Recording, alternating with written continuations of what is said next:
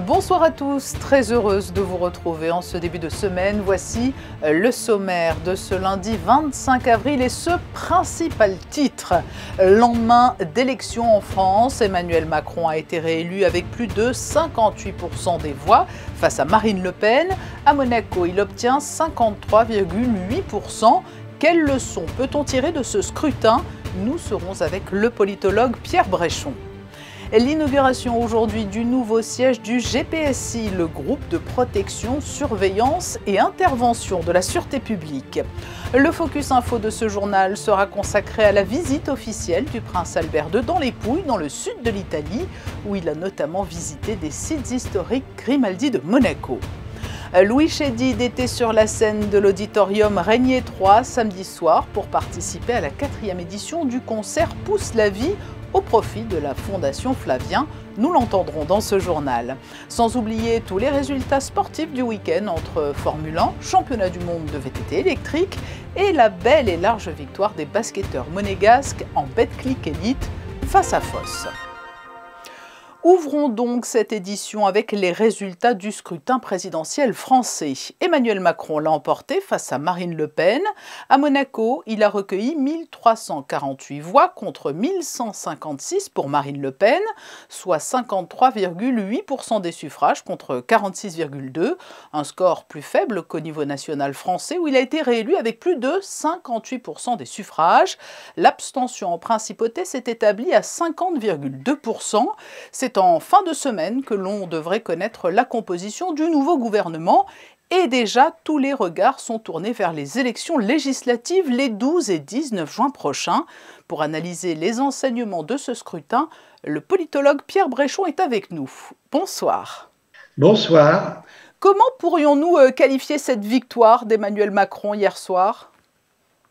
Écoutez, le premier mot qui me vient à l'esprit, c'est une victoire confortable puisque 58,5% des suffrages exprimés, c'est quand même une large victoire. Alors l'écart tout de même est réduit cette fois-ci avec ce même adversaire, Marine Le Pen, le même adversaire qu'il y a 5 ans. Oui, l'écart est réduit de 7,6 points en fait, si on veut être précis. Donc certes, c'est un peu réduit, mais ça, c'est assez normal quand on est 5 ans aux affaires, on accumule les mécontentements. Il n'est plus un jeune premier qui a tiré, comme ça pouvait être le cas en 2017. Comment analyser plus particulièrement le vote dans le sud-est de la France et à Monaco? Donc Emmanuel Macron est arrivé à Monaco en tête et une victoire aussi un peu de justesse dans les Alpes-Maritimes. Les Alpes-Maritimes, c'est quand même une zone de force du Front National.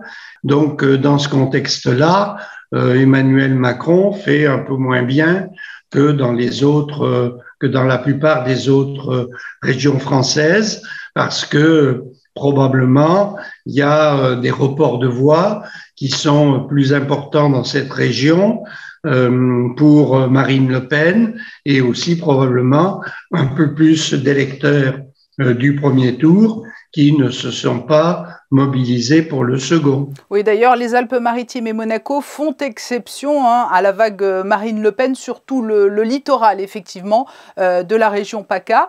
On l'a beaucoup entendu hier soir chez certains représentants politiques. Il reste un 3e tour, les législatives. Est-ce que dans le contexte actuel, on peut envisager une possible cohabitation ? Je pense qu'il faut être très prudent. Le 2e tour vient juste de s'achever. Il y a beaucoup d'incertitudes sur ce qui va se passer dans les 8 semaines qui viennent. Emmanuel Macron va nommer un Premier ministre. Alors ça devrait intervenir d'ici la fin de la semaine, effectivement. Voilà, selon la personnalité qu'il choisit et le gouvernement qu'il forme dans les 3 ou 4 jours qui suivent la nomination du Premier ministre, d'une certaine manière, il va dessiner l'amplitude de sa majorité au moins désirée. C'est-à-dire qu'il aurait intérêt à faire preuve d'ouverture et de rassembler large? Il va certainement chercher à rassembler large, mais pour rassembler large, il faut que les partenaires soient d'accord et à avoir non seulement derrière lui des forces de centre droit, mais probablement aussi de centre-gauche. Mais le système du vote aujourd'hui, avec l'absence de proportionnel, ne rend-il pas impossible tout succès des partis dits minoritaires en l'état actuel des choses ? Le système majoritaire à 2 tours favorise le camp le plus important en règle générale. Depuis 2002, le président élu a toujours réussi à avoir une majorité aux élections législatives suivantes. Pendant 8 semaines, son nouveau gouvernement peut mettre en œuvre, laisser entendre qu'il commence à mettre en œuvre des mesures populaires de son programme, pas les plus difficiles. Il ne va pas commencer à s'agiter sur la réforme des retraites dans les prochaines semaines. Et est-ce que la gauche, réunie autour de Jean-Luc Mélenchon, ce n'est pas une utopie, cela peut être une force qui pourrait tout faire basculer ? Ou est-ce que c'est utopique, le Parti socialiste, les Verts, le Parti communiste et Jean-Luc Mélenchon tous ensemble? D'abord, on ne sait pas s'ils vont réussir à s'entendre. C'est pas du tout évident. Et ils n'ont pas exactement le même programme. Et Jean-Luc Mélenchon souhaite que ce soit derrière son programme que l'unité puisse se faire. S'ils arrivent à cette unité de candidature, ça améliore un petit peu leur chance de voir passer la barre du premier tour dans laquelle il faut avoir 12,5% des électeurs inscrits pour se maintenir au second. L'idée d'avoir une majorité absolue pour la gauche radicale de Jean-Luc Mélenchon, ça me semble un objectif très difficile à atteindre. En conclusion, quelles leçons et bilans peut-on dresser de cette élection présidentielle ? Une réélection confortable. C'est aussi néanmoins une progression de la droite radicale depuis 2002. Et puis la troisième, c'est le niveau de l'abstention qui est quand même très élevé et qui indique une difficulté des Français à se reporter sur l'un des 2 candidats.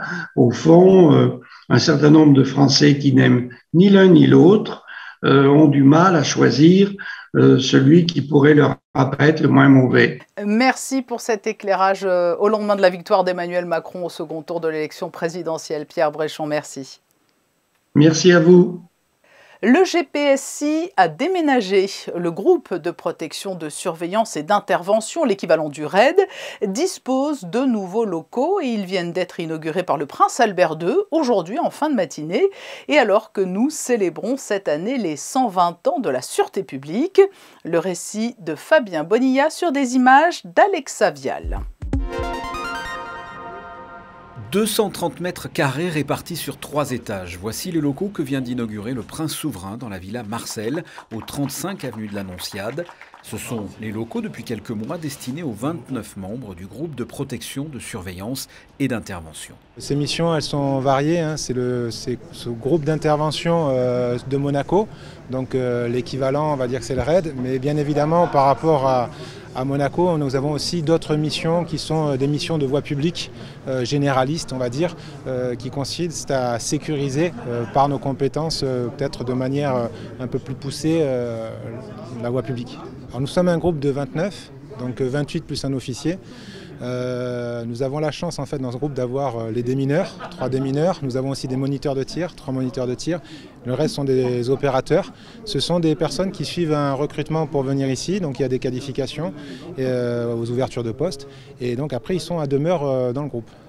De 10 membres à sa création en 1989, le GPSI est donc composé désormais de 29 policiers spécialisés dans l'intervention et la protection. Le GPSI est déjà doté depuis quelques années de matériel de pointe. Il est à présent doté de nouveaux locaux. Donc la Villa Marcel, elle aide à la cohésion. Elle donne déjà l'espace qui était nécessaire pour 29 personnes. C'est tout bête, mais 29 personnes, il faut des vestiaires, on a beaucoup de matériel, on a aussi beaucoup de matériel, d'équipement, d'armement. Donc ça permet de se sentir à l'aise, confortable et surtout de pouvoir avoir aussi conforter le sentiment de cohésion du groupe. Lors de la visite du prince Albert II, la Villa Marcel a reçu la bénédiction de l'abbé Julien Golino et à l'issue de cette inauguration, le prince Albert II a accepté d'être le commandant d'honneur du GPSI. Pour finir, le casque de ce groupe d'intervention lui a été offert. Passons au premier point info de ce journal avec Crisinda Tomel et une performance en demi-teinte pour Charles Leclerc lors du Grand Prix d'Émilie-Romagne. Bonsoir Crisinda. Bonsoir Patricia, bonsoir à tous. 6e à Imola dimanche après une sortie de piste alors qu'il pouvait assurer la 3e place derrière les Red Bull.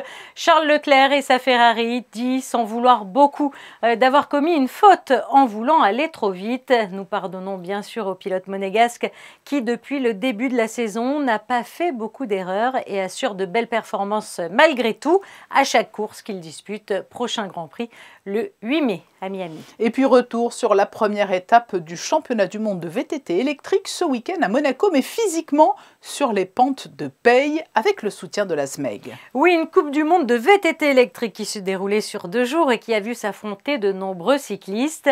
Dimanche, la 2e journée de course s'est déroulée dans des conditions météorologiques bien meilleures que le jour précédent. Après quelques changements dans le tracé de l'hippodrome, la pole position a finalement été attribuée au duo français sous pavillon Lapierre, Justine Tonzo et Jérôme Gilou. Sport encore, entre 2 matchs européens. La Roca Team recevait Fos-sur-Mer dimanche pour le compte de la 31e journée de Betclic Elite. Sans quelques cadres laissés au repos, les Monégasques ont réalisé une prestation très sérieuse et appliquée. Le résumé de la rencontre avec Yannick Debever et Kevin Garcia. La Roca Team s'accroche à la tête de Betclic Elite après sa victoire face à Fos ce dimanche. Les Roca Boys ont le même bilan que Boulogne et possiblement l'Asvel en cas de victoire des Villeurbanais face à Pau ce mardi. Face aux Bayers, Monaco a été très sérieux du début à la fin du match. Dwayne Bacon, meilleur marqueur de la rencontre avec 21 points, est intenable. Les Roca Boys dominent dans la raquette à l'image de cette action dans le second quart-temps. À la mi-temps, tout en contrôle, Monaco est devant de 5 points.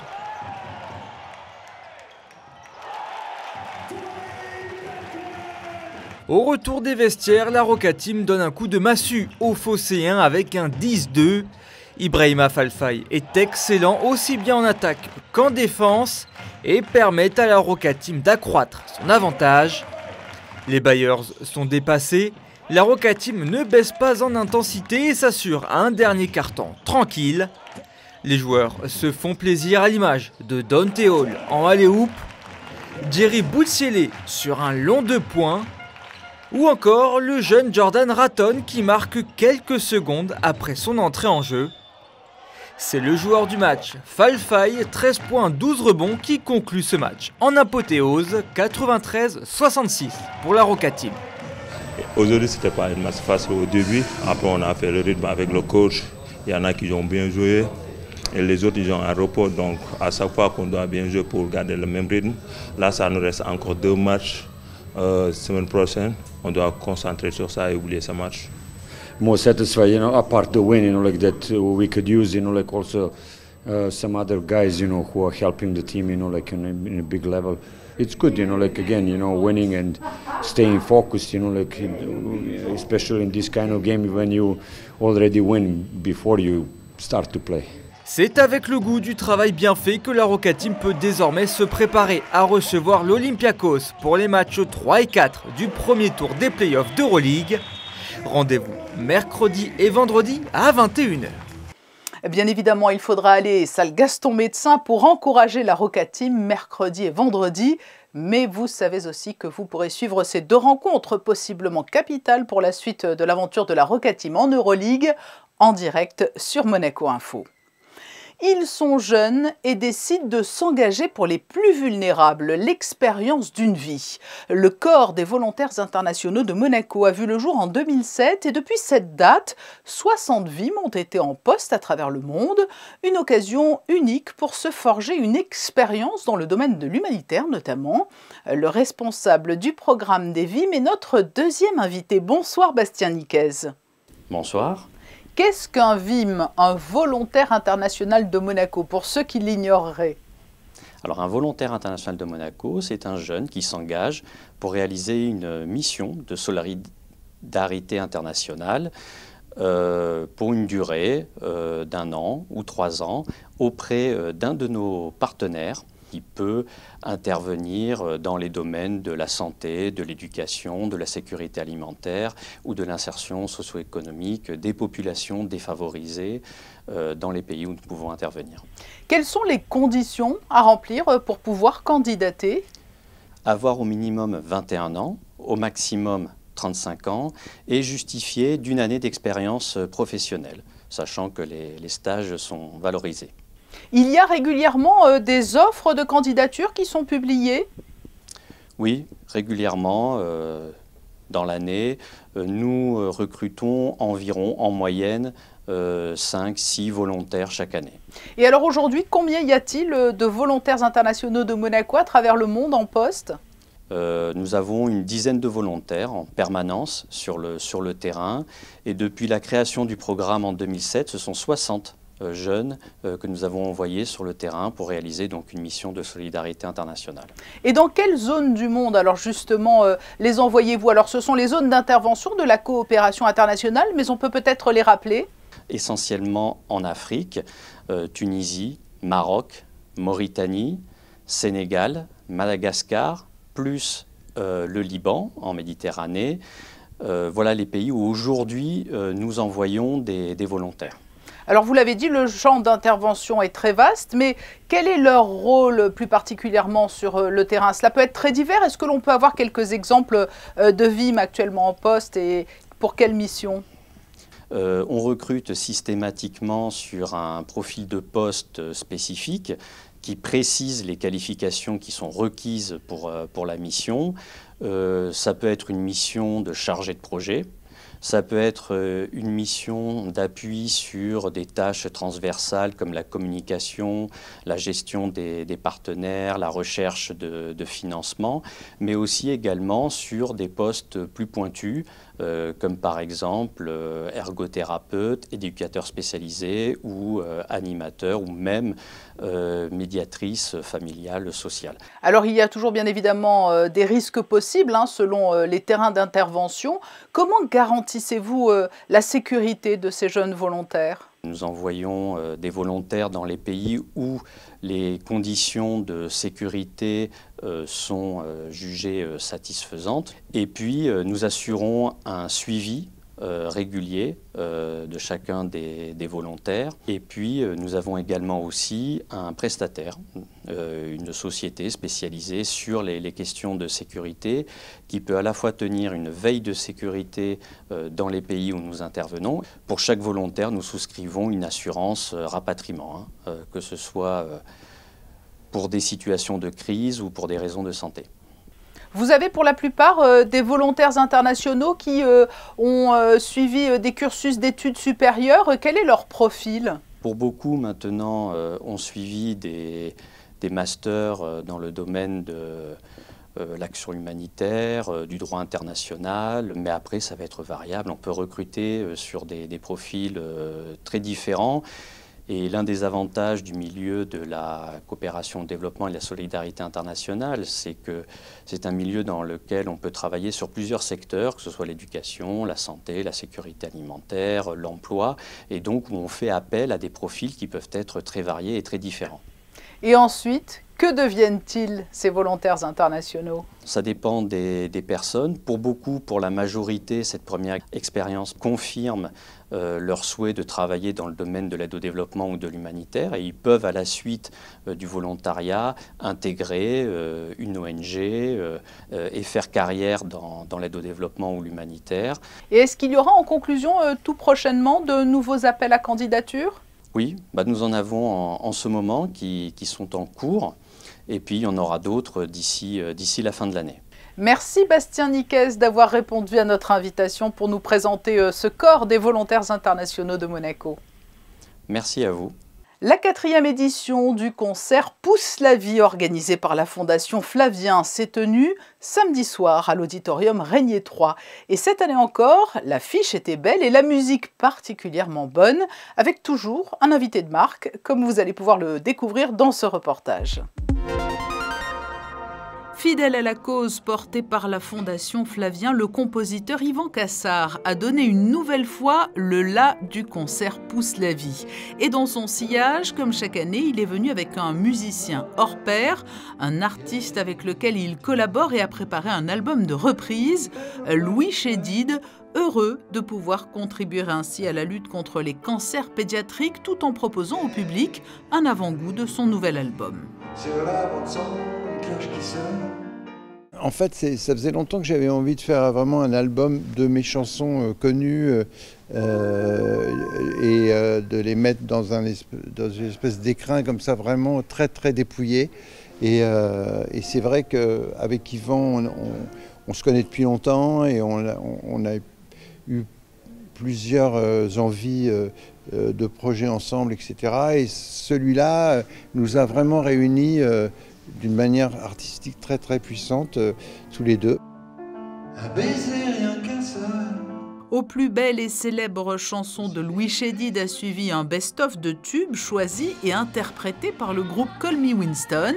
Ce concert Pousse la vie, qui a vu le jour en 2018, est destiné à venir appuyer les campagnes de collecte de fonds qui ont pour but d'aider à financer la recherche. On fait des mini enfoirés à chaque fois, mais qui au final, on sème les graines et ces graines-là sont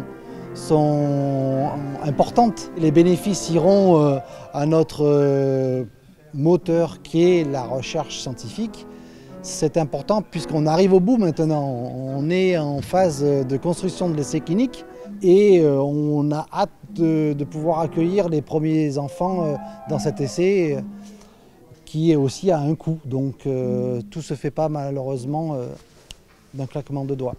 Et cet engagement général sans faille depuis la création de la Fondation porte donc aujourd'hui ses fruits avec en ligne de mire désormais un essai clinique. Une nouvelle collecte de fonds aura lieu en juin prochain avec un rendez-vous phare pour la Fondation Flavien, l'apéro-concert. Nous retrouvons Christine Datomel pour la suite de l'actualité en bref. Le Théâtre des Muses est dans la lune, Christine. Mise en scène par Christophe Lutringer, ce spectacle destiné aux tout-petits sera présenté mercredi, samedi et dimanche au Théâtre des Muses. Pour ne plus jamais avoir peur du noir dans sa chambre, Lulu entreprend une expédition vers la Lune pour en rapporter un précieux morceau. Durant ce long voyage, Lulu demande de l'aide à son ami imaginaire, Dwin, qui lui apprend des gestes, des mouvements et des respirations pour calmer ses peurs et puiser en elle la force et le courage. Une pièce qui devrait forcément plaire à de nombreux parents, mais surtout aux enfants. Elles ont égayé le quartier du Casino de Monte-Carlo. La Société des Bains de Mer va mettre en vente ses roses des vents. Effectivement, cette vente des roses des vents au profit de la Croix-Rouge monégasque en soutien à l'Ukraine de la SBM se tiendra jusqu'au 8 mai en principauté. Parsemées autour de la place du Casino, les roses des vents sont classées par taille allant de 100 € à 1000 €. Des pièces uniques bien sûr et en nombre très limité, toutes livrées avec un certificat d'authenticité numéroté. À noter également la vente de Ma vie en rose, une série d'œuvres réalisées par 2 jeunes artistes du pavillon Bosio qui permettra également de reverser des fonds à la Croix-Rouge en faveur toujours du peuple ukrainien. Et puis un point circulation, Christinda. Effectivement, des travaux sont en cours sur l'avenue Princesse Grace à compter d'aujourd'hui et ce jusqu'au 24 juin. L'avenue sera mise en sens unique dans le sens Monaco-Menton depuis le rond-point du Sporting jusqu'au rond-point devant le Monte-Carlo Bay. Seuls les accès aux hôtels Méridien et Monte-Carlo Bay seront maintenus depuis Monaco et depuis Roquebrune via une gestion par homme trafic de 6 h du matin à 22 h, 7 jours sur 7 pour permettre notamment l'accès au parking du Monte-Carlo Bay. Le focus info de ce journal nous amène en Italie, dans la région des Pouilles. Le prince souverain y a effectué une visite de 3 jours dans d'anciens fiefs de la famille Grimaldi. Alexandra Pagny et Thomas Deus vont vous faire découvrir les beaux paysages et villages du talon de la botte italienne. Site historique des Grimaldi de Monaco. Ils sont au nombre de 6 dans la région des Pouilles, au sud de l'Italie. Lors de ce déplacement, le prince Albert II s'est rendu dans 3 d'entre eux, Terlizzi, Canosa di Puglia et le château de Garagnone. Un séjour de 3 jours sur les traces de ses ancêtres. Première étape dans la Cité des Fleurs, cette petite commune de moins de 27 000 habitants était au XVIe siècle l'une des terres du royaume de Naples, octroyée par Charles Quint, roi d'Espagne, à Honoré Ier Grimaldi. Les Grimaldi seront seigneurs de Terlizzi de 1532 à 1641, jusqu'à l'assassinat de l'archiprêtre Grimaldi dans la rue devant l'église, aujourd'hui nommée Santa Maria di Sovereto, où le souverain s'est rendu lors de cette visite. In questi 109 anni Terlizzi ha fatto tanti passi avanti, sia in termini di espansione demografica, sia in termini di progresso culturale, sia in termini di crescita anche produttiva. I Grimaldi hanno portato a Terlizzi in quegli anni una ventata di internazionalità che ha fatto crescere la nostra comunità, e di questo io credo che a distanza di secoli dobbiamo ringraziare la dinastia dei Grimaldi. Le souverain s'était rendu à Terlizzi il y a 25 ans de cela, à l'occasion des 700 ans de règne des Grimaldi, tout comme à Canosa di Puglia où il a poursuivi sa visite le deuxième jour. Une rencontre avec le maire Robert Mora, puis un bain de foule. Comme souvent en Italie, la population était très présente dans chacune des communes visitées et toujours très chaleureuse à l'encontre du souverain monégasque. Sur chacun des sites visités, le prince Albert II a pu dévoiler une plaque signalétique indiquant l'appartenance au réseau site historique Grimaldi de Monaco. Une marque d'attachement importante pour ces communes et une occasion précieuse pour le prince souverain de dialoguer avec les élus et la population. C'est non seulement de reconnaître et de renouer ses liens avec ces anciennes communes qui ont fait partie de l'histoire de ma famille, mais de les valoriser, d'essayer de les accompagner, si vous voulez, dans leur développement et dans la promotion de leur culture, de leurs produits qui font leur économie. Et c'est cela qui est intéressant. Et puis d'aller au contact, bien sûr, des officiels, mais aussi de la population. C'est vraiment toujours très, très chaleureux. La délégation est ensuite entrée un peu plus dans les terres apuliennes pour se rendre sur les ruines du château de Garagnone, aujourd'hui situé sur les communes de Poggiorsini et Spinazzola. Il faisait partie des possessions des seigneurs Grimaldi. C'est dire l'importance stratégique de Monaco au XVIe siècle sur la carte politique de l'Europe, puisque une grande puissance, la grande puissance européenne de l'époque, accorde dans ses possessions, dans le royaume de Naples qui fait partie des possessions de l'Espagne, des Habsbourg, un certain nombre de fiefs, dont ce château de Garagnone, dont on voit évidemment grâce à cette situation qu'il avait une vertu et un usage militaire très, très fort, avec une position de vigie pour toute la région. Détruit en 1731 par un tremblement de terre, seules quelques salles souterraines et quelques murs sont encore visibles. Terlizzi, Canosa di Puglia et le château de Garagnone. On rejoint la nouvelle liste de la branche italienne de l'association des sites historiques Grimaldi, une liste, Fulvio, dont vous êtes un petit peu à l'origine, on peut dire, de cette nouvelle branche. Une liste qui est déjà très étoffée, alors qu'elle n'a qu'un an, cette branche italienne.